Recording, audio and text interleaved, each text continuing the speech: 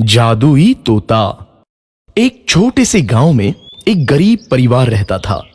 उस परिवार में रामू और उसकी बीवी सीता उसके बेटे चिंटू के साथ रहते थे। उसी गांव में एक तोता भी रहता था। उसका नाम था रघु। वो किस्मत का धनी था। जहां भी जाता वहां किसी भी चीज की कमी नहीं पड़ती थी। एक दिन रघु उड़ते उड़ते उस गरीब परिवार के घर गया। रघु सोचता है, अरे वाह, लगता है यहाँ आज बहुत अच्छा खाना मिलेगा। मैं पेट भर के खाऊंगा। वो एक कटोरी में रखे अमरूद देखता है। अरे वाह, अमरूद मुझे तो ये बहुत पसंद है।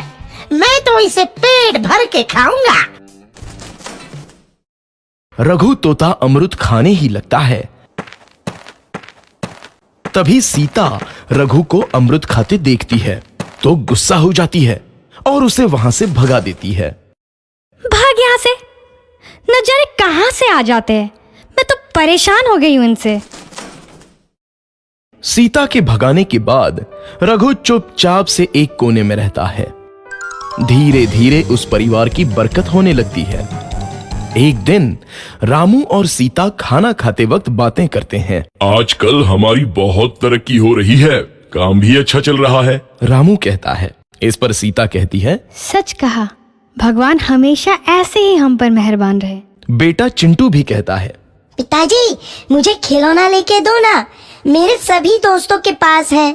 रामू कहता है, ठीक है, जरूर लाऊंगा।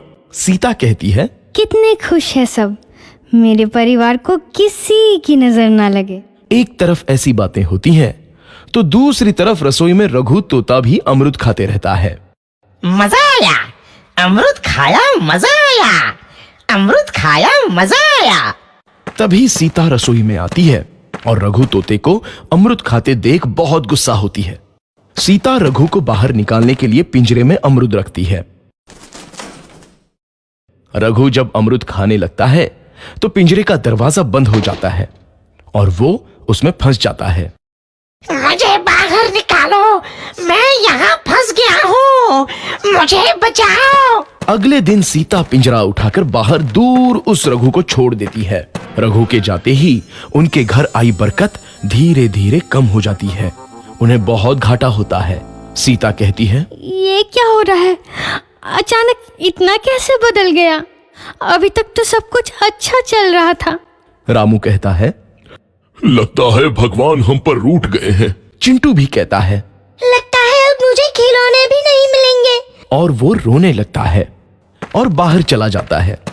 कुछ दिन बाद रघु तोता फिर से उस घर में आता है। वापस आया, मैं वापस आया, अब मैं जमकर अमरूद खाऊंगा। रघु सीधा रसोई घर में चला जाता है और अमरूद खाने लगता है। कुछ देर बाद सीता रसोई में आती है और रघु को देख कहती है, एक तो घर में पहले से इतनी दिक्कत चल रही है और ऊपर से ये तोता मुझे और परेशान कर रहा है। सीता रघु को वहां से भगा देती है। रघु उड़कर किसी कोने में छुप जाता है। कुछ दिन बाद धीरे धीरे उस घर की बरकत वापस आने लगती है। काम भी अच्छे से चलने लगता है। एक रात जब रघु तोता अमरूद खाने जाता है तो पिंजरे में फंस जाता है। ये लोग आखिर चाहते क्या हैं? एक तोते को शांति से अमरूद खाने क्यों नहीं देते? मैं कौन सा चोरी कर रहा हूँ? बस अमरूद ही तो खा रहा हूँ। तभी रामू वहां आता है और पिंजरे में रघु तोते को देख उसे बाहर छोड़ देता है। ये तोता भी कितना जिद्दी है, बार बार वापस आ जाता है। जैसे ही रामू रघु को छोड़ देता है, अगले दिन से फिर से उनके घर की बरकत जाने लगती है। काम में घाटा होता है।